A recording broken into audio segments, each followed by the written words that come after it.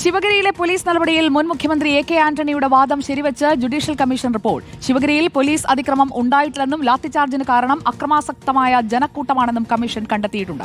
പിണറായി സർക്കാരിനോട് A K Antony പുറത്തുവിടാൻ ആവശ്യപ്പെട്ട report നിയമസഭാ വെബ്സൈറ്റിൽ 1998 മുതൽ ലഭ്യമാണ്. 407 പേജുകളുള്ള justice Bhaskaran Nambiar commission report അന്നത്തെ മുഖ്യമന്ത്രി എ കെ ആന്റണിയുടെ വാദങ്ങൾ ശരിവെക്കുന്നതാണ്. വർക്കല ശിവഗിരി മഠത്തിലെ പോലീസ് നടപടി അന്വേഷിച്ച ജുഡീഷ്യൽ കമ്മീഷൻ പോലീസിന് നൽകിയത് ഗുഡ് സർട്ടിഫിക്കറ്റും പുകഴ്ത്തലും.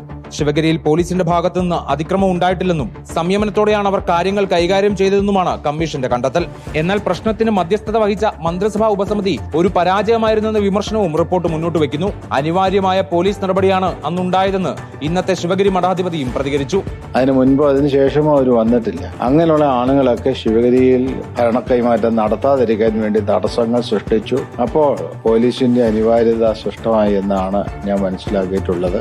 സംഭവം വീണ്ടും ചർച്ചയായെങ്കിലും റണ്ണിംഗ് കമന്ററിക്ക് ഇല്ലെന്ന് പറഞ്ഞ് ഒഴിഞ്ഞു മാറുകയായിരുന്നു ആന്റണി.